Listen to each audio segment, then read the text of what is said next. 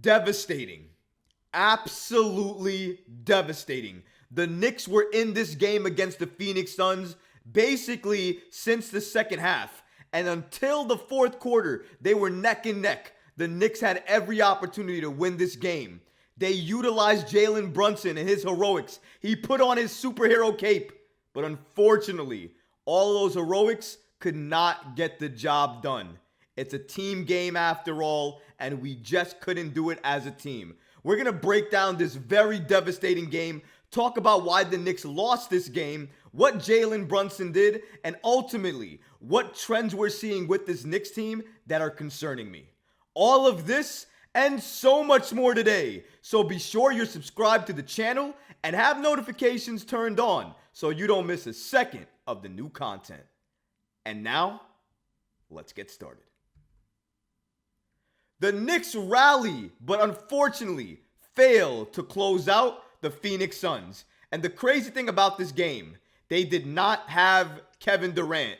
They're arguably one of their best players on the team, right next to Devin Booker. They did not have him. He was a late scratch game time decision because of the knee injury or the foot injury I believe that he has. So because of that, he did not suit up. So that gave the Knicks an even better shot to potentially take down this Phoenix Suns team. But Devin Booker knew he had an assignment in mind. And even though he couldn't do anything in that first half because the Knicks defense kind of held them in check, he knew he had to explode in that second half. Stars are going to do what stars do.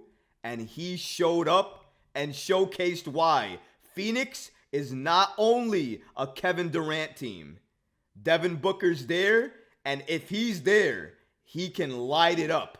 And he lit up the Knicks just as much as Jalen Brunson lit up the Phoenix Suns. It was the Booker and Jalen show, and what a sight it was to watch. Especially coming out of halftime, I wanted to see how this Knicks team was going to do in a third quarter again, because the trend has been the Knicks coming out of half has been terrible. But they were down already, and I think that helped them respond in a timely way. Julius Randle went off, had his best quarter, arguably of the entire season probably, because he was scoring point after point after point. Nobody could stop him. Unfortunately, the Knicks could not get the job done. They fell to the Phoenix Suns and could not break Phoenix's win streak, which now goes to 7 straight games. 116 to 113. Very close. The Phoenix Suns, I think at one point, led this game by 16, 18 points, but the Knicks never have any quit in them, and they fought back. They rallied back, just could not get the job done. Shout out to Fred Katz of The Athletic. Knicks are 9-7 on the season right now. Brunson, 35 points. Randle, 28 points and 5 rebounds. Quickly, 18 points. Booker, 25 points, 5 rebounds, 11 assists. Eric Gordon, 25 points.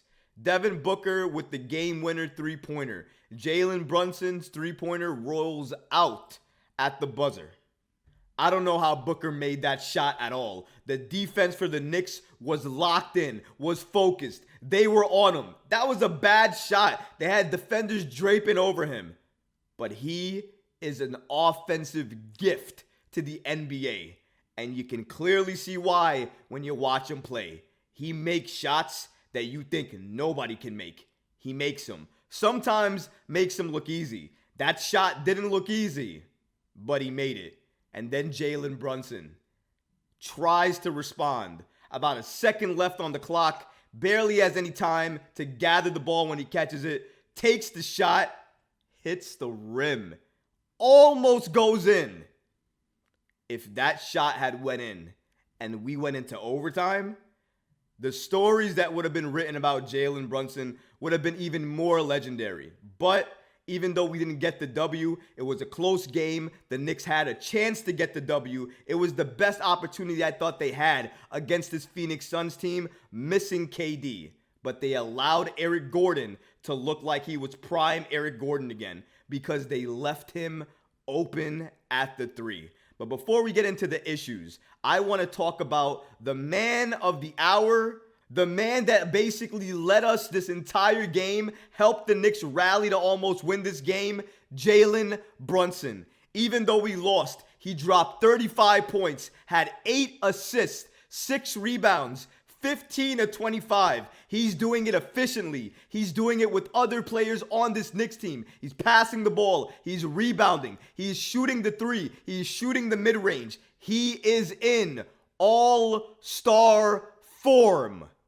He is going back and forth with one of the best scorers in the league in Devin Booker, who's probably going to make all-star this year. If that doesn't tell you of Jalen Brunson and what he means to this Knicks team, what he's been doing to this Knicks team, how amazing and unbelievable he has been for this Knicks team, I don't know what to tell you.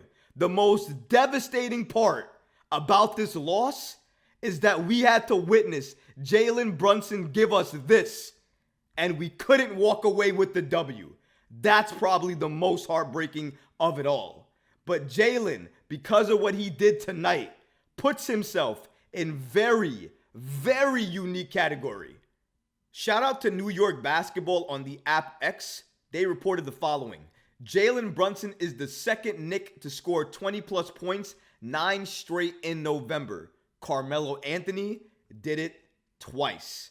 Like I said before, that is amazing company to be around. Jalen and Melo in the same breath? Yeah, I think Jalen will take that, especially when you're in the presence of greatness that Carmelo Anthony was and meant for this Knicks team. Jalen is doing all of that and so much more. I wish we could have walked away with the W, because this part of history that Jalen Brunson just made would have been even sweeter had we got the W. This performance that he gave us would have meant even more had we got the W. And I'm sure Jalen would agree with that as well too. Which brings me to the unfortunate parts of this game. Perimeter defense, three-point defense.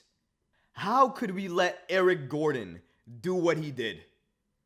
The reason that we were behind so much is because we trapped Booker and allowed him to pass to a wide open Eric Gordon each and every time.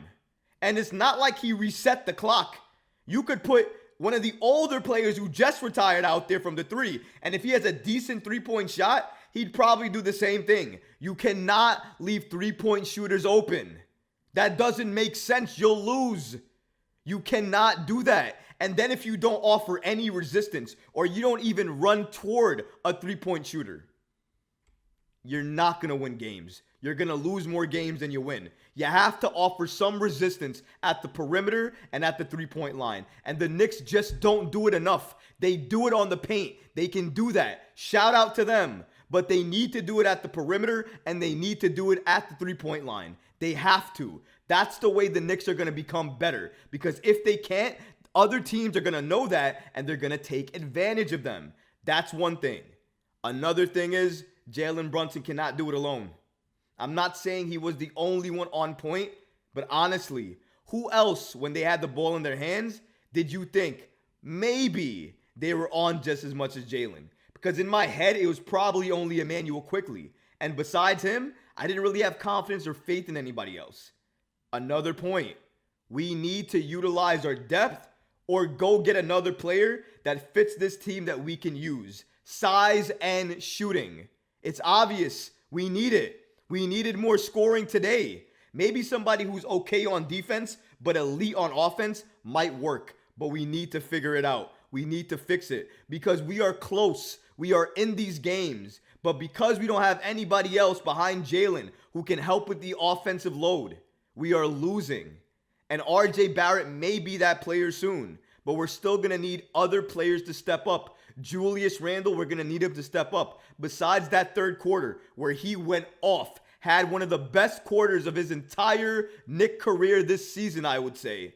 He didn't show up for the rest of the game, really. His defense was okay. He did help here and there, but other times he really wasn't doing much on defense. And honestly, we need more better play from Randle. It cannot just be the Jalen Brunson show. Shout out to Jalen, but we need other people chipping in and giving us more impact. More impact when they're on the floor. We need that. And Quentin Grimes. I've seen enough. Have you? Because I have. I love the kid. I'll love him just as much off the bench. He has no impact with the starters. None. And if we continue to trot him out there, it's like we acknowledge the fact and we're okay with it. Well, I, for one, am not okay with it. Start Dante or start IQ. Either way, Grimes needs to be benched. He is a liability on offense, and I get the defense that he gives us. Great defense, phenomenal defense. Dante might have given you similar defense, maybe not top tier, but it would have given you way better offense. And we have to call it for what it is. Thibs, please change the starting lineup so we can maximize who we have on this team more. Because if you don't, I worry about how close we are in these type of games and the fact that we're losing. It matters, and we have to take notice of that. It matters. But what about you guys? What did you think about this devastating loss to the Phoenix Suns? Did you feel like I did? What did you think about Jalen Brunson and his heroics? And did you agree with me? Do you think the Knicks need another consistent scorer behind Jalen Brunson? How do they get that player? By looking at who they have already on the roster or by making a trade? Let me know in the comments, guys, because honestly, I would love to hear from you. But that's going to do it for this episode. I hope you enjoyed it. And if you did, go ahead and smash that like button, leave a comment below. And of course, guys, please subscribe to the channel. Until next time, Knicks fans. Peace.